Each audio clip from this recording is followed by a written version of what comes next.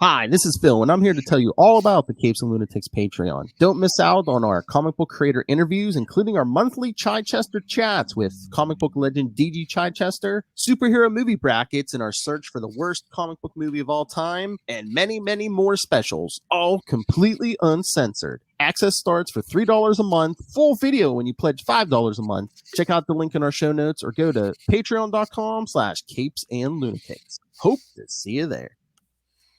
This is Luca Perich, and you're listening to the Capes and Lunatics podcast.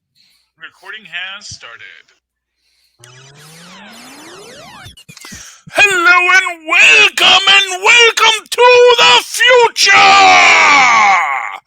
This is the first episode of Super Connectivity 2022. That's 3 2s, no waiting. I am your host, Charlie, the Professor Esser, and with me, as always, is the blue-eyed bomber from the Burger Pits, Phil Podcast Perich.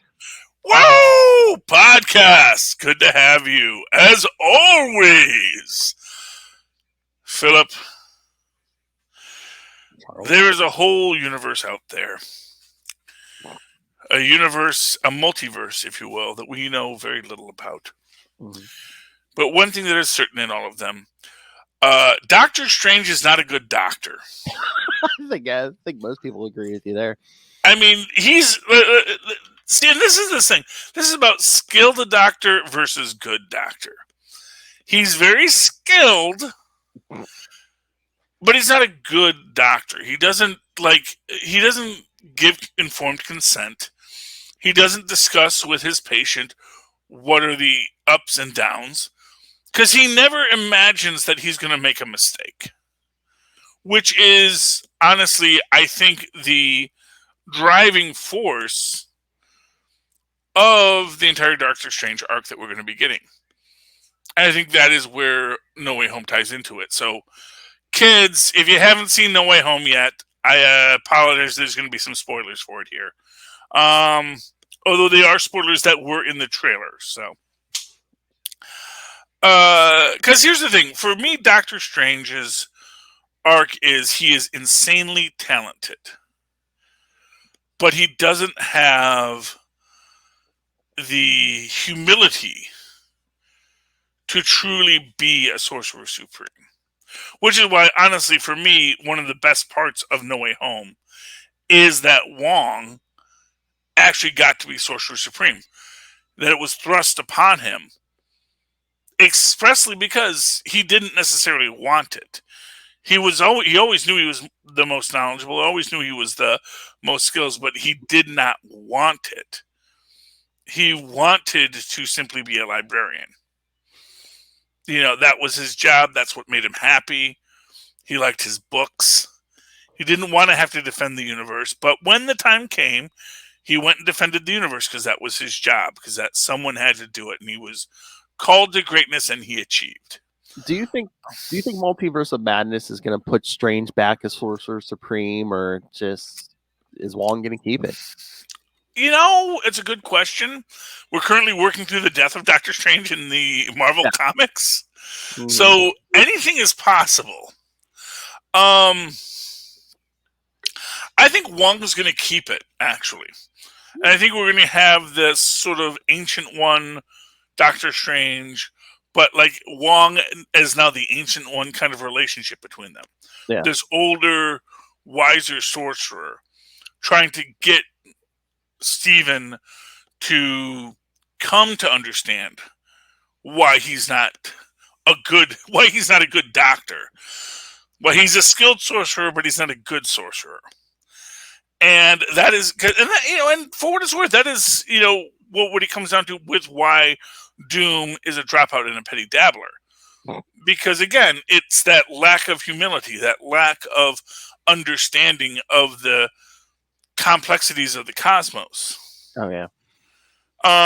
And what inspires me on this is the whole can you make the world forget that I'm Spider-Man thing. That he doesn't stop for even a beat. He doesn't talk to Peter about the consequences of this. He doesn't say, listen, so he doesn't actually discuss what the operation is going to be. And that is a bad surgeon, in my opinion. He's about to excise a memory from the universe, which is fine in and of itself, but you have to talk to the patient first. You have to make sure the patient understands what he's consenting to. And then you have to make sure that, now we're going to establish what the parameters are. Like, that he doesn't even go in with, like, well, what are your parameters? Like, he doesn't even start, like basic troubleshooting, which shows you how bad he is. It's like basic troubleshooting is, okay, so the first question is, does anyone need to remember your Peter Parker? I mean, that he doesn't even think, oh, yeah, by the way, I'm going to forget that you're Peter Parker, too. Doesn't even think that, oh, maybe the superhero community should remember who he is as a asset for the superhero community. Or is it just going to be like, hey, the more loophole, is that what he was saying? The more loopholes I throw into the spell, the more chaotic it's going to get. So it's like, hey, kid, well, yeah, it's either everyone forgets or everyone remembers. You ain't getting no in between. And along that same line, it is this idea that, oh yeah, even if you want to say, the more you add to the spell, the more complicated it gets, the less likely it's going to work the way we want it to. That is fine in and of itself, but then you have to address it with the patient. You have to, and this is one of these things where after the fact he comes back and says, well, you obviously appealed and da-da-da-da. It's like, wait, you mean I could have appealed the decision? It's like, are you telling? And then he turns it back in classic idiot jerk move. He turns it back on the other guy. He turns it back on Peter and saying, wait, you came to me to address the whole, to rewrite all of humanity's memories, and you didn't even talk to them first? It's like, maybe you should have asked that question as part of your triaging of the patient, doctor. Maybe, doctor, you should have said, okay, so what treatments have we already exhausted before we go to surgery? But then again, and to be fair, he's a surgeon. He knows to cut. He doesn't know to heal. Well, I was thinking maybe two things. I mean, one, maybe they'll address this in Multiverse of Madness. Maybe it'll be like, hey, Strange, you're, when it comes to magic, you're like a great surgeon. You know how to do the surgery, but you don't think about the patient, how it's going to affect the life of the patient. I mean, look, you cast a spell over the entire planet. Even you don't remember what it was, what it was for. And to be fair, that may be why we're getting a thing with the lady back again. Mm-hmm. Because and I forget her name, sorry. But she was in the the one who says essentially that to him. Yeah. Throughout the first movie. It's like, you're thinking this, but you're not thinking that. Yeah, I think we're getting that dark Doctor Strange from What If too. But no, I was gonna say the other reason is because, well, remember, Charlie, this is an MCU. This is, well, it's set in the MCU, but it's a Sony movie too. So, well, yeah, but I think that the rules seem to be, and here's what I'm gonna say, and I know it makes everyone mad when I say this: everything is canon until it's not. Which means literally the X-Men movies are canon. The Fantastic Four movies are canon until they're not. Yes, maybe through a multiverse, maybe through a this or that, but it's all canon. And meaning that anything that exists in any other franchise or version of this can inform future versions of this. Including headcanons that have gotten popular. I mean, and spoilers for the end of Hawkeye, all these people are saying, oh, no, his wife was an agent. She must be Mockingbird. That makes Agents of S.H.I.E.L.D. Not canon anymore. I'm like, did we ever say she was Mockingbird? Just because he was married to Mockingbird in the comics doesn't make her Mockingbird. And two, maybe there were more than one Mockingbird because, as far as I know, her name wasn't Bobby or Barbara. So, No, and to be fair, here's what I'm going to tell you. She is Agent 19. Yes. Arguably, she is Agent 19, and not that it's Agent 19's watch, because she was just real good friends with Bobby Morse.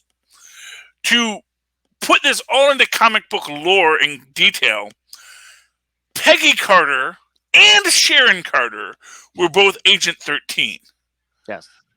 And that's the thing. There's like only so many people that get a numerical reference in these things. It's like the 007 thing.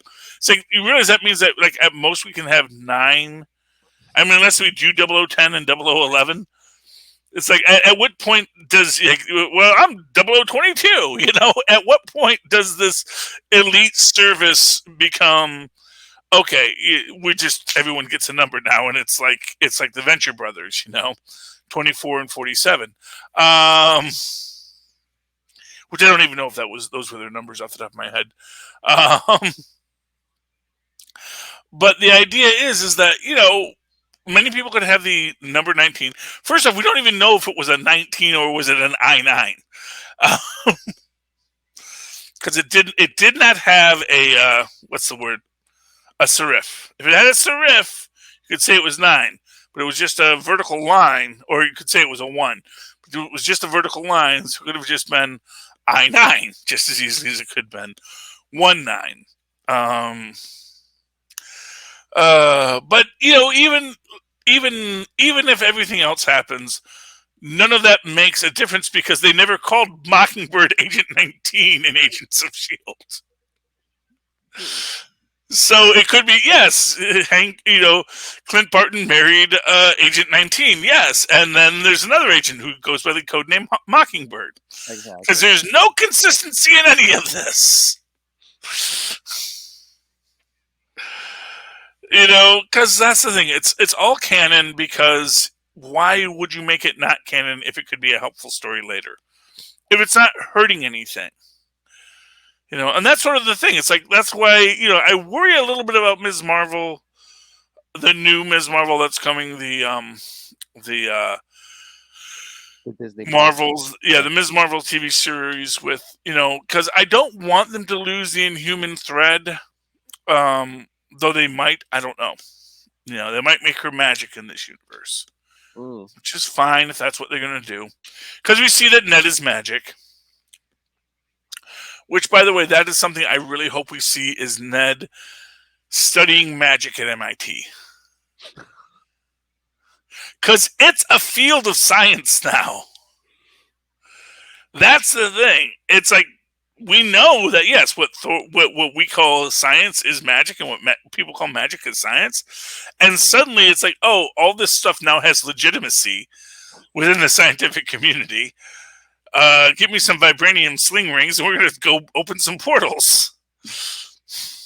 I mean, I just wonder how the whole spell thing is going to work. I mean, are people going to remember that they knew Spider-Man or not? Because in the comic, after One More Day, like, I don't know if everyone, but the majority, I think, of the world was just like, yeah, I know I knew who Spider-Man was, but I can't remember who it is now. So is everyone going to remember, hey, I did know this information and somehow it got wiped from my mind? So, well, I think what it's going to be is because we get that answer with Happy at the grave.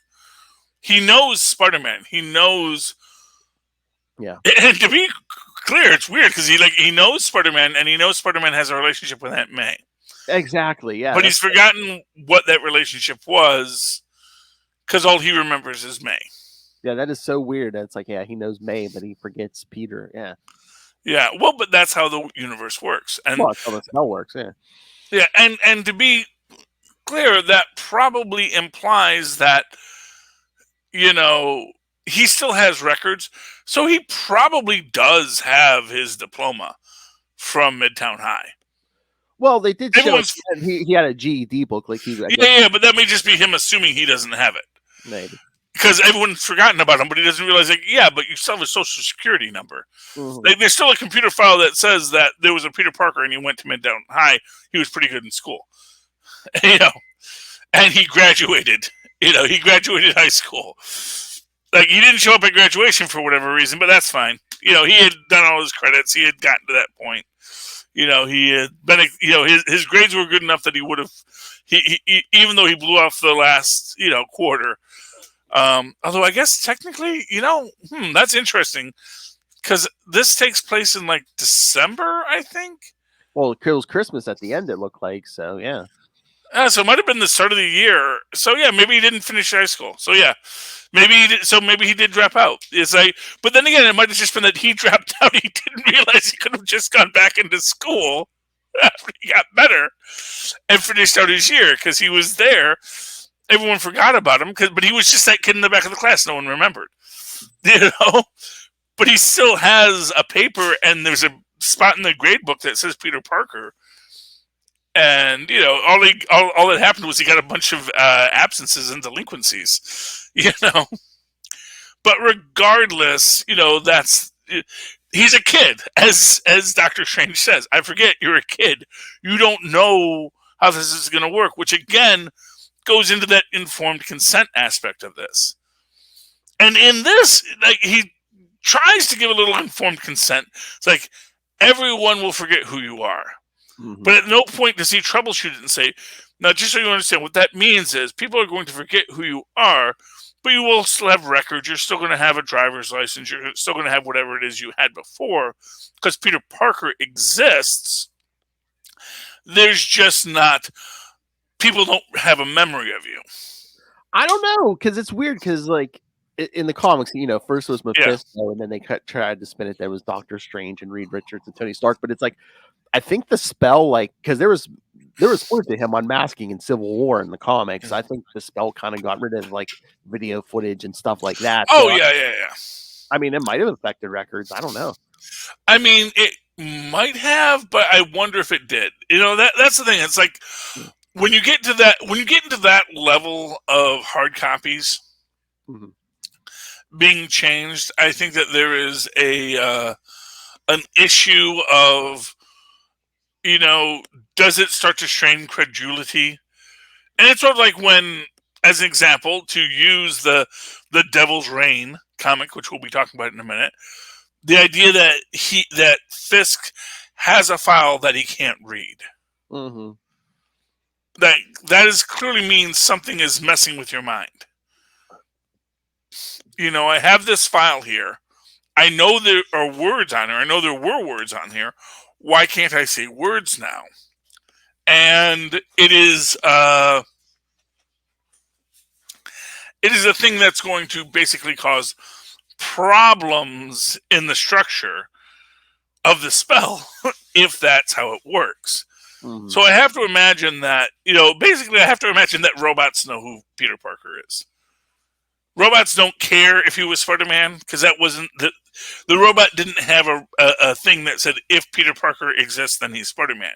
Robot just says, Peter Parker exists, here's his A, here's his B, 1 equals 0, and that is all that matters. From the computer's point of view. Interesting. Would the Vision remember, or did the spell affect the Vision?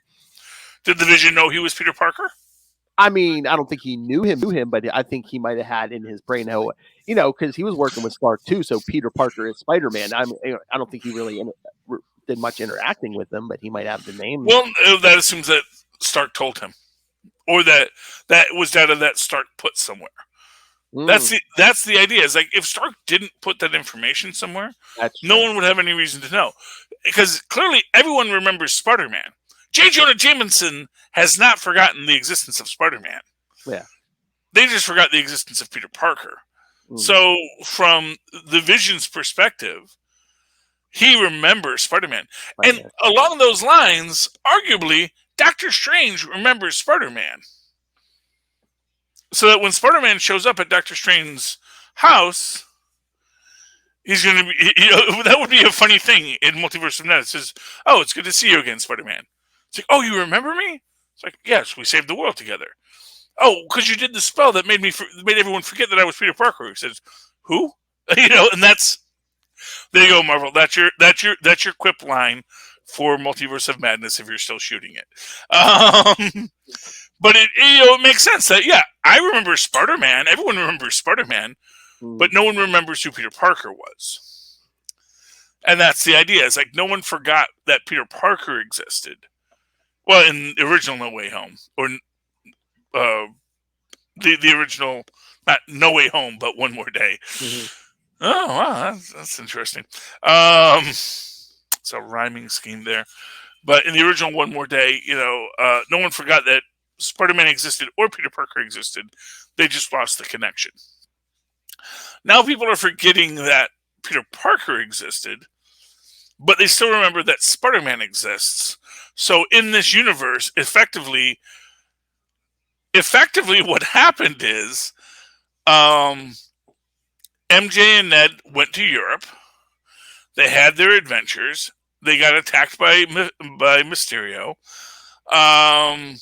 Spider-Man saved them. All these things happened. The world may still think Spider-Man murdered Mysterio.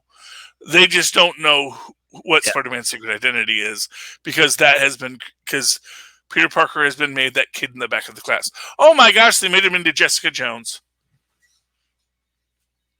Because Jessica Jones went to school with Peter Parker. But he didn't even remember her. She was just the girl in the back of the class. Isn't it funny how the world works? You want to talk Devil's Reign?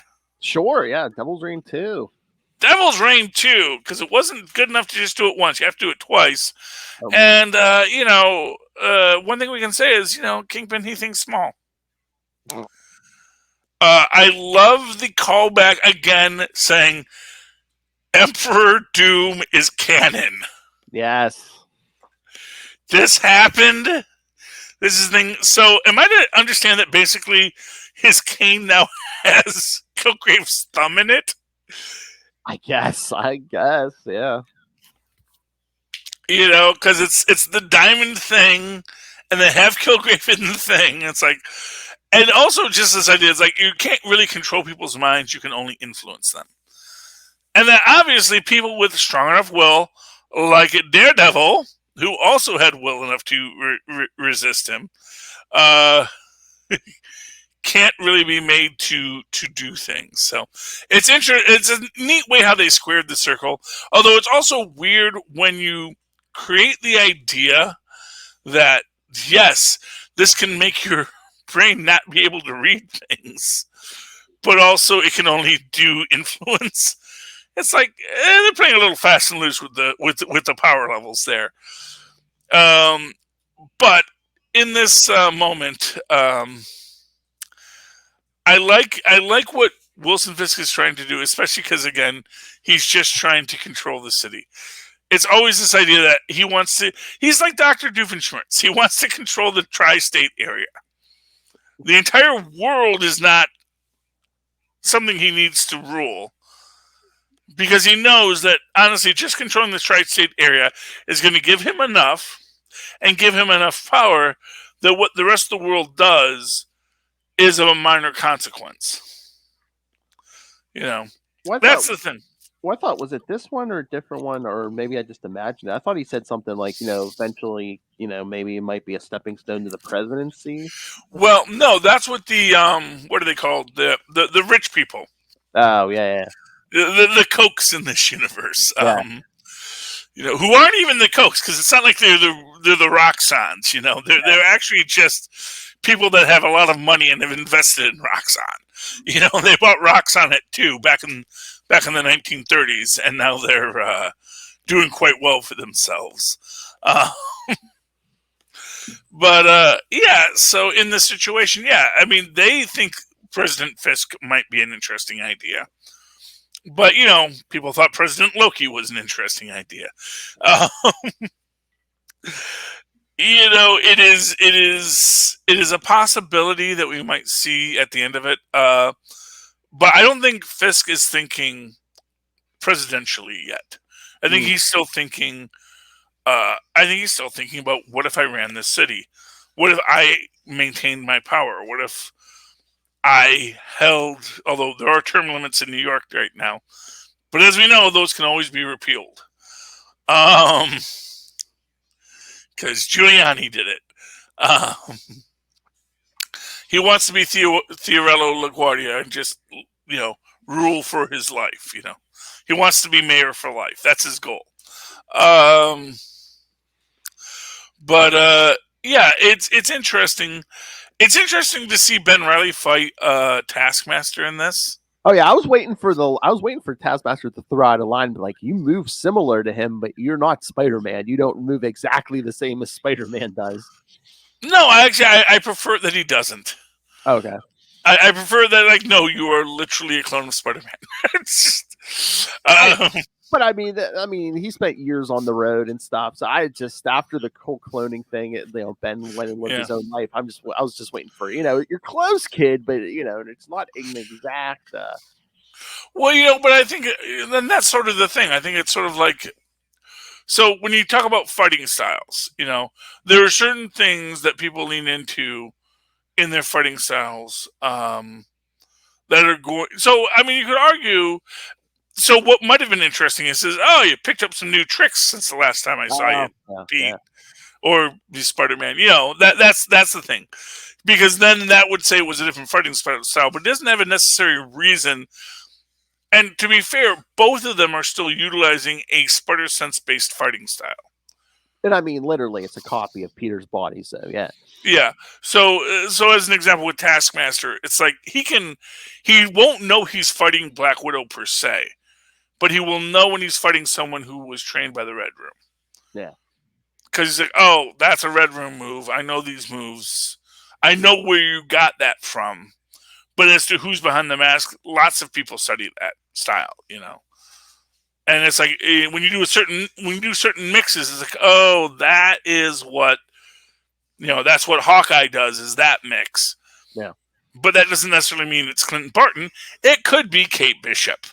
Or, I mean, it could even be like, Ben has all Peter's memories up to like Amazing 150 when Peter was cloned. He should be like, man, why are you doing some early Spider-Man, Well, but then he did his own thing. Yeah. So it's, and we don't know that Taskmaster fought him prior to 150. So that's the thing. He only knows the fighting styles. He knows the fighting styles from videos and things he's seen, but until he actually fights someone, you don't get that visceral concept. So I felt that was well handled. I like how he gets basically in classic style, just gets Whiplash to release the prisoners, which again, not for nothing. Whatever you're doing, Fisk, you don't get to murder the Daily Bugle staff. Like, at no point is that an acceptable way for your police force to behave. Robbie Robertson might be black, but not all of them are black, so you can't argue that you were intimidated by them. I mean, if somebody does get killed, does Fisk just go on TV and be like, oh, I have some overzealous cops here, they're going to be, they will be punished to the fullest extent of the law. Administrative leave, yeah. Yeah, I mean, I don't even know. Honestly, there's so much fast and loose in this. It's like, you really get the feel that people in New York are like, nobody cares anymore. This city gets demolished and rebuilt 4 times a week. As long as Galactus doesn't step on us, Yeah. It is really. I get the feeling that like New Yorkers in the Marvel universe are very downtrodden, but at the same time, it's sort of like that's where like I think Watchmen has a little bit of reality to it in the HBO version, where it's like no one wants to live in New York anymore because which I don't think makes as much sense because that only happened once in New York. That once a giant squid showed up. Okay, it's like a few million people died. That happens, but the idea that would cause a permanent avoidance of New York seems unlikely. The fact that literally superheroes are all over the place is problematic. Should be more problematic. But then again, most superheroes are only throwing cars. And, you don't get a Galactus level threat that often. And, even Lilith lives in Florida and they get hurricanes. So. Oh, yeah. The real big reveal of this is, of course, the fact that the superior Dr. Octopus, the most superior of all, who now has access to the Forever Gate. I love that he calls Reed Richards the mad scientist. It's like, dude, thank you, Eben Kettle, for calling the pot black. And here, I'm all for calling Reed Richards a mad scientist. He certainly enjoys the science aspect of it a little too much. But to use it as a derogatory term from Otto Octavius, Me too. Yes. yeah, at two Otto, at two, it's a little much. But we see he's got his own. And this, I guess, is supposed to be his superior four that he's going to build. Because we see that the Hulk in that one has 8 arms. So it is an Octo Hulk. I think they all do because Wolverine has like some kind of mechanical arms. Watch, I'll probably be adamantium or something. I think Ghost Rider has chains. So are those all supposed to be versions of Otto from the multiverse? I think they're all supposed to be versions of Dr. Octavius. Yeah. So in every universe, an Octavius must rise. But are they Otto Octavius? Are they, So yeah, he is looking at all the universes, possible Octo villain hero things. So in one universe, Otto got hit with the gamma bomb. Well, he probably built a gamma bomb in one universe. Yeah. And certainly I'm sure it exploded in his face. So I mean, look what happened. You might not have even ran out to save a kid. It's like, hey, let me fix this. I mean, look at the 616. How did he become Dr. Octopus? An experiment blew up in his face. To be fair, that's a running gag for the poor guy. Anyway, yeah. So I'm looking forward to our superior four. What about Luke Cage running for mayor? Oh, well, that was so heavily telegraphed, but I'm glad they actually did it. The weird thing is, though, they were going to do a Luke Cage miniseries as part of this event, and they canceled it. That's what me and Lilith were even saying. It's like, isn't that weird? Because it seems like he's going to be a big focus running for mayor. So why would they cancel that miniseries? Oh, probably because at some point they realized that Luke Cage dealing with budgets is not as... Because Luke Cage will be mayor by the end. Okay, so spoilers based on headcanon and knowing how stories work.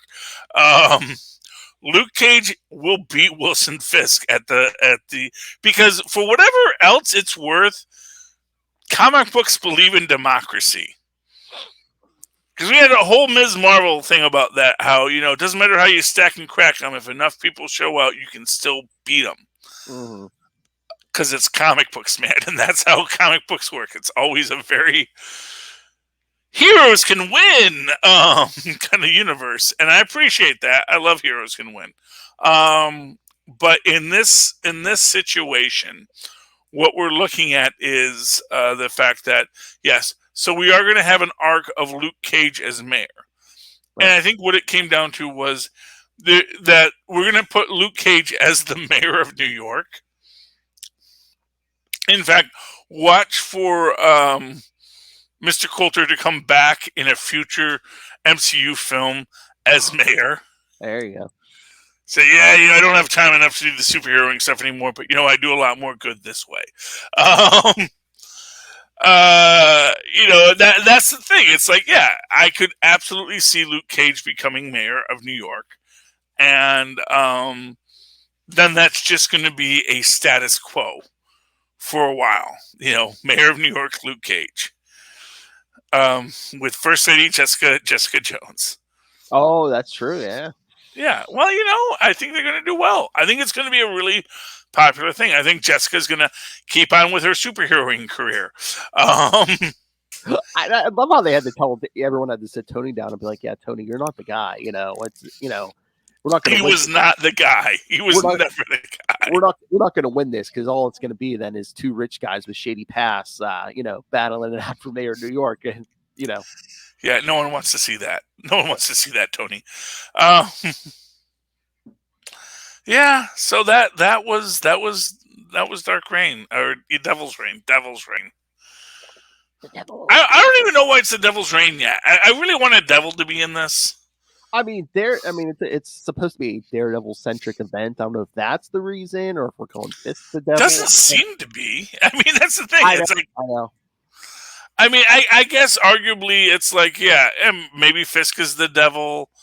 I I mean, once we get running, maybe it'll be more Daredevil and Elektra because I think Elektra's getting a 3-issue series. Daredevil, the Woman Without Fear, and Yeah, and I wasn't sure. Craven, man, why is Craven just like the worst character? I want to fight the Elektra because that will make maybe if I beat up on this woman, it will make me feel like a big man finally. It's never going to make you feel like a big man, Craven. Nothing you hit or kill will make you feel like a big man. You will always be scared little, whatever your name is. Well, he's a plot device now, so he always wants to battle the most dangerous people alive. So I'm sure Fisk or someone says, hey, this is the deadliest woman on the planet. You take her down, you're gonna be, I know, but it's just the guy is such an incel. It's really sad. I know he's like I said, he's just a plot device anymore. It's like, oh hey, we need someone to battle somebody outside. Oh, let's get Craven. Yeah, he was better in Squirrel Girl. In Squirrel Girl, they gave him some depth, but. Yeah, that's the thing. That's when you're with the fourth wall breakers, they can let you grow. But it says, it's oh man, it's the saddest scene in Gwenpool is when she has to explain to Batroc that the next writer might not be as kind to you, and you won't get this growth, and this will be forgotten. And it really it hurts me that that's going to happen to you as a character. So, yeah. It was only a quick page or two, but Reed and Sue kicking butt in prison. I love that. Even Reed Richards literally is just saying, like, son, we don't need powers. Yeah, I mean, he was an OSI, and she's a freaking SHIELD agent. It's like, we actually do know how to kill people with clothespins if we need to. We don't do it very often, but it's. And two, it's like how many times have all of them lost their powers over the years? It's like, yeah, no, yeah. They also didn't used to have powers. In fact, there's an entire universe where they never gained powers because Reed said, "You know what, Ben, you're right. Let's reinforce the shields before we take this stuff up." And they never gained powers, and they still are the Fantastic Four, and fight monsters every day because that's what you do. Anyway, so yeah, so that was great. I love the Reed Richards. I love any Reed Richards Sue Storm. Make my Keanu Reeves, Carrie Ann Moss, Fantastic Four couple of reality. All things being equal, and we can always do recasting and this and that. But I'm just saying, it doesn't hurt anything to just imagine the idea because I really think that Carrie in the Matrix, I think she's got the verve to be a Sue Storm. I think that too many people think about Sue Storm as an invisible girl and don't realize she's been an invisible woman for decades now. And that's the thing. It's you need someone that has that gravitas to be an equal to a Mr. Fantastic. So that's my opinion. What's yours, kids? Here, I actually pulled it up already. Gang, you can write to us at capesandlunatics@gmail.com. That's capesandlunatics, all one word, at gmail.com to let us know your thoughts. You can even tell us your thoughts at 614-382-2737. That's 614-38-CAPES for the privilege of leaving us a message, which we will play on the air for your entertainment. And if they'd like to give us money, Phil, how can they do that?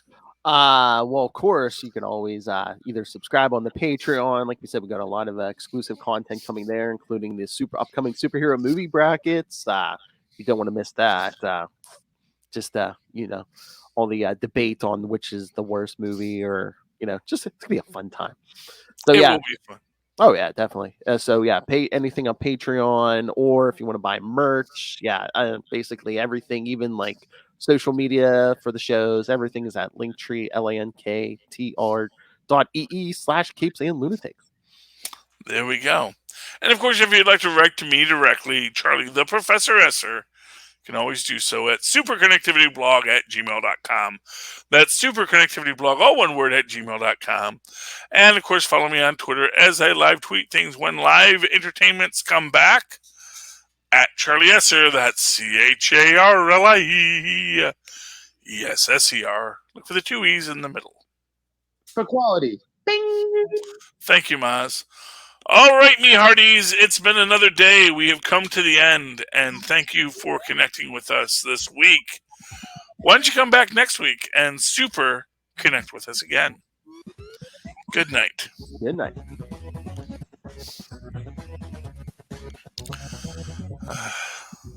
Vote Cage. Yeah, vote Cage, man. Oh, I need a vote Cage pin. I need vote Cage t-shirts. That's what I was gonna say. That's what we're missing. They haven't had any even posters in the comics yet, man. But yeah, that's what they need to give out to comic shops: posters, pins. Yeah. Well, mark my words, man. Next time we see, you're gonna see that. You're gonna see Mayor Cage in the MCU very soon.